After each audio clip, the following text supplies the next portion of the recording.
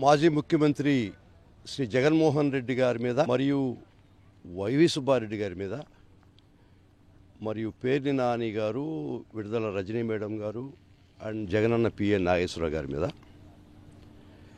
ఒక దురదృష్టకరమైనటువంటి చట్టంలో ఈ రోజు దాకా ఒక క్రిమినల్ లాలో ఈ విధమైనటువంటి కేసు నా ఎక్స్పీరియన్స్లో కానీ ఎవరు చూసి ఉండరు. రీజన్ ఏంటంటే 18/6/2025 అరౌండ్ 10:30-11 ఇన్ ది మార్నింగ్ ఒక యాక్సిడెంట్ జరిగినట్టు అది ఎఫ్ఐఆర్ క్రైమ్ నంబర్ 640/2025గా రిజిస్టర్ చేశారు. దానిలో కాలం అన్నోన్ వెహికల్ గుర్తు తెలియనటువంటి వెహికల్ ద్వారా బండి ద్వారా యాక్సిడెంట్ జరిగిందని రిజిస్టర్ అయింది. తర్వాత ఆ రోజే ఎస్పీ గారు 18వ తేదీ జూనే ఈవినింగ్కి ఒక ప్రెస్ కాన్ఫరెన్స్ పెట్టాడు. చదివినిపించాల్సినటువంటి పరిస్థితి. ఈ యాక్సిడెంటు AP26CE 0001 అనే వెహికల్ స్పెసిఫిక్గా యాక్సిడెంట్లో ఇన్వాల్వ్ అయింది. వారి మీద తదుపరి చర్యలు తీసుకుంటున్నామని ఎస్పీ గారు ప్రెస్ కాన్ఫరెన్స్ పెట్టి బిఫోర్ ది మీడియా ఈ came by evening of 18th morning ఇది జరిగింది. ఈవినింగ్ ప్రెస్ కాన్ఫరెన్స్ పెట్టి ఒక particular car Tata safari AP26CV 001 అనే వెహికల్ స్పెసిఫిక్గా ఈ బండి యాక్సిడెంట్ జరిగింది, జగన్మోహన్ రెడ్డి గారు ప్రయాణిస్తున్నటువంటి కారు కాదు, వేరే కారు అని చెప్పడం జరిగింది. అందుకని ఆ కార్ డ్రైవర్ను కూడా నాకు తెలిసినంత వరకు అరెస్ట్ చేసి స్టేషన్ బెయిల్ ఇవ్వడం కూడా జరిగింది. ఆ కారు కొద్ది రోజుల దాకా నల్లపాడు పోలీస్ స్టేషన్లో ఉంది. ఇది వాళ్ళు చెప్పినట్టు యాక్సిడెంట్కి చెప్పినటువంటి వెహికల్. ఇది మొత్తంగా చూసుకుంటే జగన్మోహన్ రెడ్డి కారు కాదు, వారు ప్రయాణిస్తున్నట్టు కారు కాదు అని స్పెసిఫిక్గా కారు నంబర్తో కూడా చెప్పినటువంటి ఎస్పీ గారు.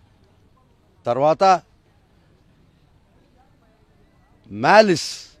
మ్యానిపులేషన్స్ అండ్ వెంజన్స్, దీనిలో రాజకీయ శక్తులు జొరబడి జగన్మోహన్ రెడ్డి గారిని బదనాం చేయాలన్నటువంటి పరిస్థితి తీసుకురావడం జరిగింది. అసలు జగన్మోహన్ రెడ్డి గారి ఆయన పోతున్నటువంటి దీనిలో ఎక్స్ సీఎంగా Z+ సెక్యూరిటీ ఇవ్వాల్సినటువంటి వ్యక్తికి రోప్ పార్టీ కూడా ఇవ్వలేదు, పోలీస్ ప్రొటెక్షన్ కూడా ఇవ్వలేదు. ఆ కాన్వాయ్ పోతున్న పరిస్థితిలో ఆయనకి ఖచ్చితంగా రోడ్ పార్టీ ప్రొవైడ్ చేయాల్సినటువంటి పరిస్థితి వారు రోప్ పార్టీ కూడా ఇవ్వనటువంటి పరిస్థితుల్లో ఎస్పీ గారి మాటలను బట్టి కూడా జగన్మోహన్ రెడ్డి గారు ప్రయాణిస్తున్న కారు కాదు అన్నటువంటి స్టేట్మెంట్ ఇచ్చిన తర్వాత కూడా వారు ఒక ఆల్టరేషన్ మెమో ఫైల్ చేశారు. కేసు సెక్షన్ ఆ రిజిస్టర్ అయిన కేసు 106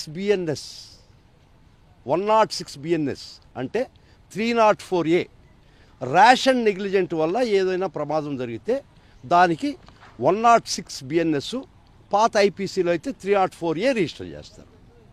ఇది ఆ కేసు ఒరిజినల్గా కరెక్ట్గానే రిజిస్టర్ చేశారు. ఈ క్రైమ్ నంబర్ 640లో 106(1) కేదే కేసు రిజిస్టర్ చేశారు. అక్కడ దాకా కరెక్ట్గా జరిగింది. అన్నోన్ వెహికల్ అని చెప్పారు. సాయంత్రం ఎస్పీ గారు వచ్చి కారు నంబర్ చెప్పారు. ఇది అక్కడ దాకా కరెక్ట్గానే జరిగింది.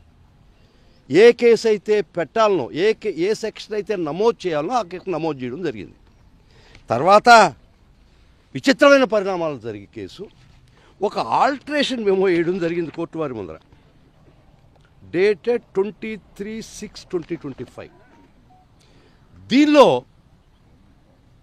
జగన్మోహన్ రెడ్డి కారు యాక్సిడెంట్ జరిగిందని పెట్టడం జరిగింది. అది పక్కన పెడుతూ AP26CE జరిగినటువంటి 106 304A కేసు రిజిస్టర్ చేశారు. ఒకవేళ మీరు ఫర్ ఆర్గ్యుమెంట్ సేక్ ఆ కారు కాదు ఈ కారు అని చెప్తే సెక్షన్ అదే ఉండాలి కదా, 106 ఉండాలి కదా. కారుకి వ్యక్తికి చట్టం మారుతుందా? ఆ 106 BNS కింద రిజిస్టర్ చేసినటువంటి కేసు పరిణామం చెంది ఆల్టరేషన్ మెమోలో 105 and 49 బిఎన్ఎస్ కింద తీసుకొచ్చారు. 105 అంటే ఏంది? ఆ కారు అయితే మటుకు 106 304A. జగన్మోహన్ రెడ్డి గారు ప్రయాణిస్తున్న కారు అయితే మటుకు 106. అంటే అది ఒక దారుణమైన సెక్షన్ యాడ్ జరిగింది. Culpable homicide not amounting to murder.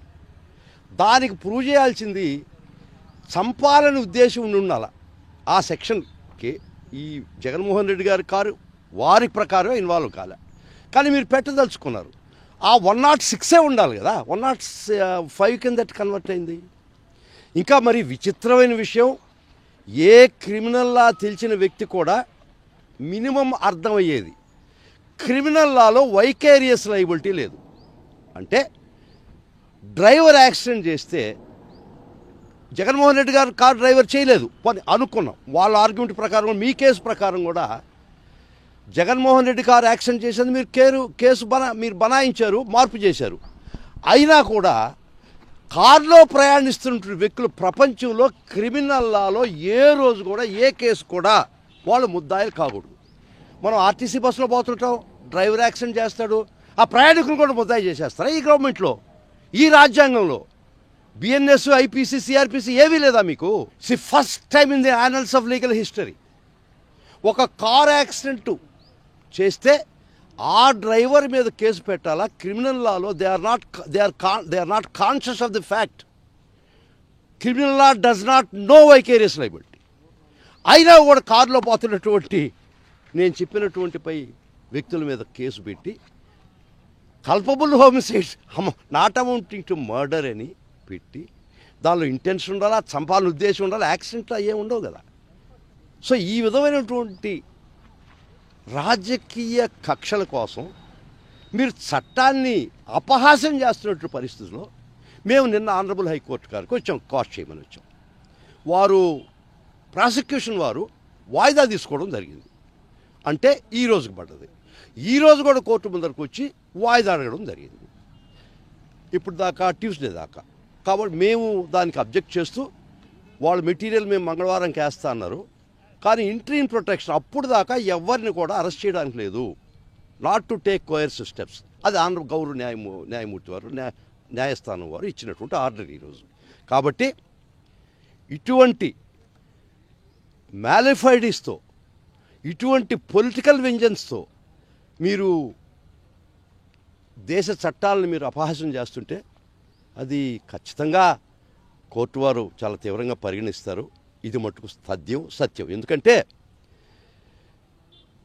మీరు ఫస్ట్ రిజిస్టర్ చేసింది 106 304A ఆ కారుకి, ఏ కారుకి అది అన్నోన్ వెహికల్ అని పెట్టినా కూడా ఆ యాక్సిడెంట్కి పెట్టింది 304A 106 బిఎన్ఎస్. కానీ ఈ కారుకి వస్తే 105 ఎట్ అవుద్ది. ఇది మరీ విచిత్రం కదా.